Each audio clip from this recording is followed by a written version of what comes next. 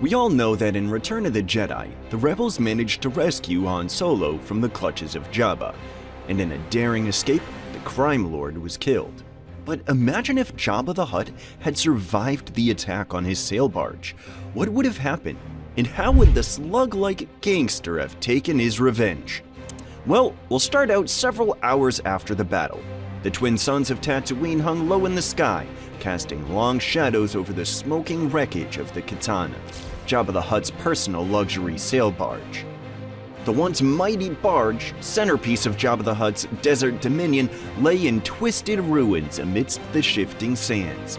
Bodies of thugs, bounty hunters, and partygoers littered the dunes around the mouth of the sarlacc, and the stench of burning metal filled the air.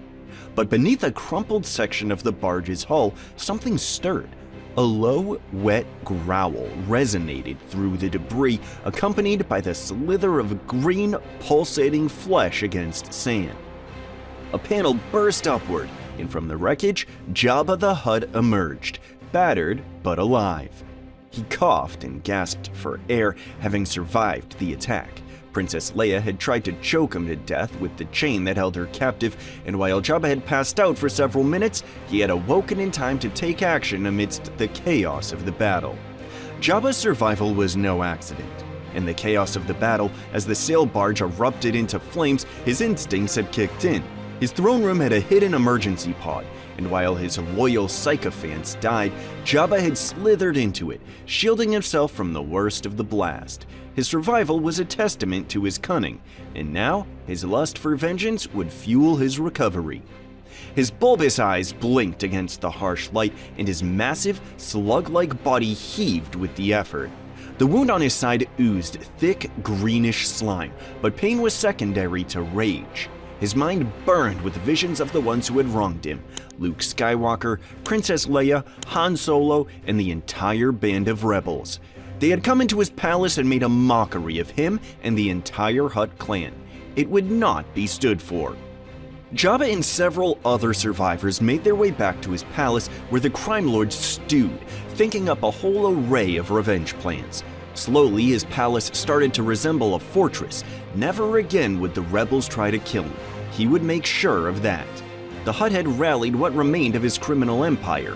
Nikto, Weequay, and Gamorreans patrolled the perimeter, and fresh shipments of weapons arrived daily. But this was no mere rebuilding and restocking effort. Jabba had set his heights higher.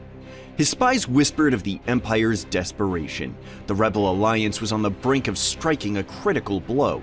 They had obtained the plans to the second Death Star, and the Emperor needed allies to help crush the rebellion.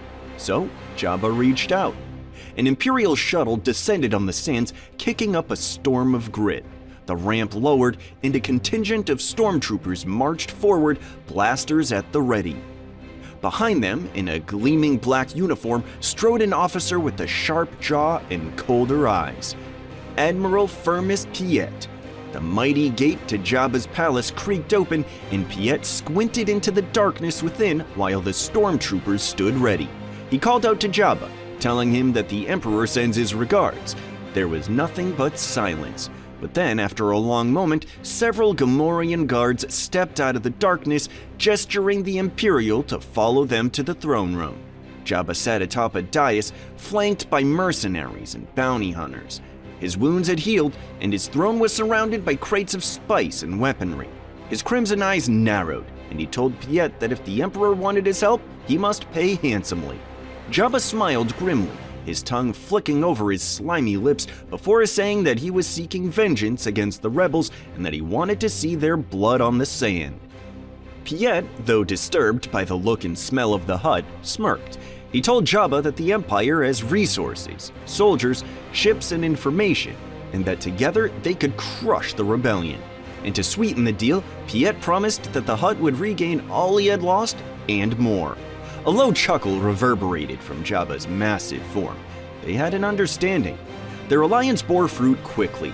Jabba's forces, bolstered by Imperial technology, bounty hunters like Bossk, Dengar, and a reprogrammed IG-88 stalked their prey with renewed zeal, funded by Imperial credits and Jabba's lust for revenge. The fact that one of the best bounty hunters in the galaxy, Boba Fett, had been killed in the Sail Barge attack was another annoyance to Jabba. Fett was his bounty hunter of choice who never let him down, but now he had no option but to use alternatives. Still, the Hutt Empire Coalition's first major strike came on Corellia.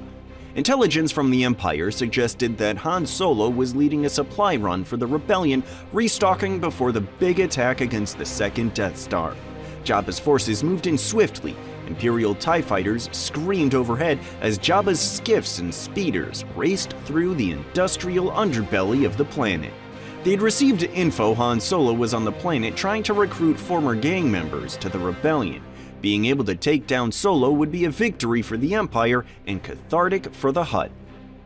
In fact, Jabba himself was present at the battle, well away from the front lines but also completely in charge, with Piet delegating the battle to him. Piet had far more pressing issues to attend to with the construction of the second Death Star and preparations for the Emperor's arrival there. During the Battle of Corellia, the rebels were taken by surprise, and the battle was chaotic. Blaster fire crisscrossed between rusting girders and abandoned factories. Stormtroopers surged forward in perfect formation, while Jabba's mercenaries hit from the flanks, ruthless and unpredictable.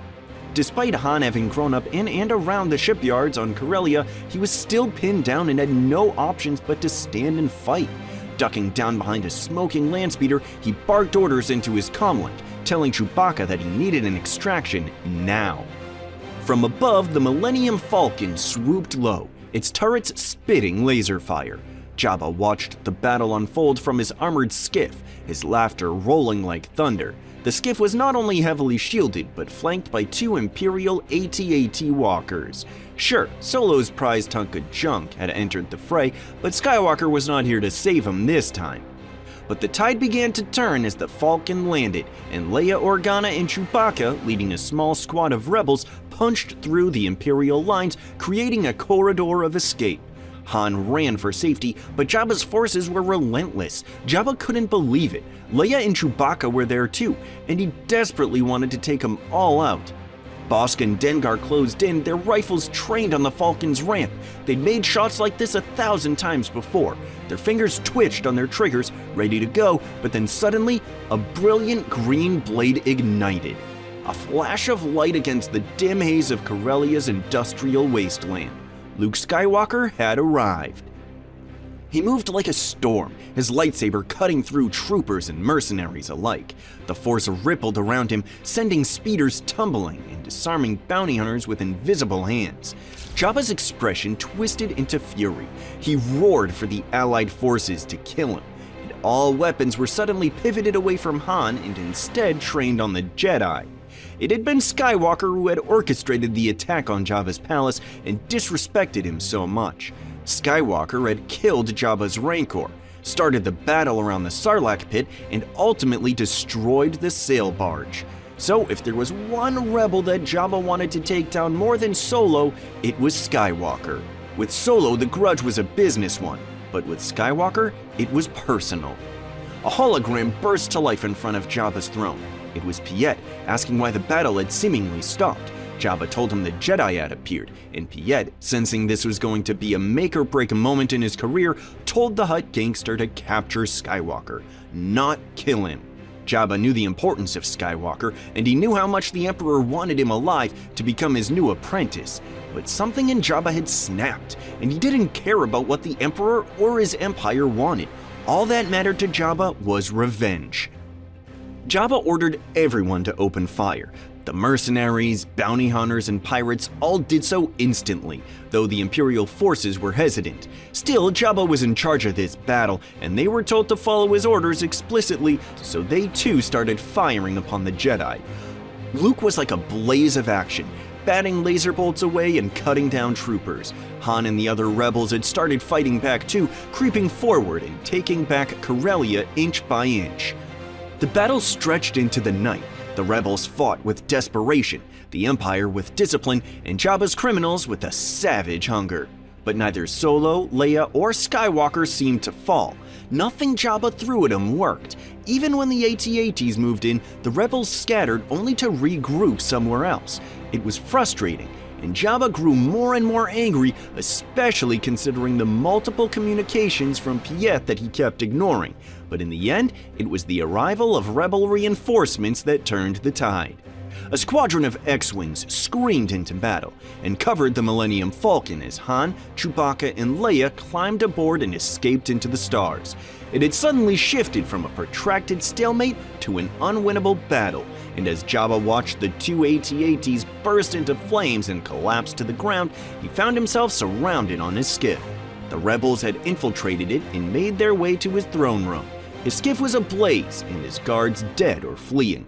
Then, in through the door swept Skywalker. Luke stood before him, his lightsaber casting long, eerie green shadows. He told Jabba that it was over. His voice was calm but firm, just as it had been when he confronted Jabba in his palace. The Hutt scoffed, then let out a guttural, rumbling laugh. He looked at Skywalker with disdain. They might have won the battle, and Jabba might die here, but if he was gonna die, then he would take Skywalker with him. With a roar, he lunged, not to fight, but to trigger an explosive device. The sail barge erupted into a ball of fire and twisted metal. Pieces of the machine were scattered all around the Corellian shipyard, and bodies were strewn around. When the smoke cleared, survivors found Skywalker broken, burned, and dead. It was a dark day for the rebellion indeed. They had won the battle, but they had lost one of their most powerful leaders.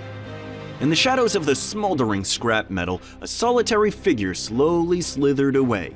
Jabba the Hutt, scarred, injured, and burned, but still breathing, disappearing into the night. He had directly disobeyed the Empire, but it had been worth it. And besides, his revenge was not yet complete. Solo, the princess, and the Wookiee still breathed. The galaxy would tremble when he returned.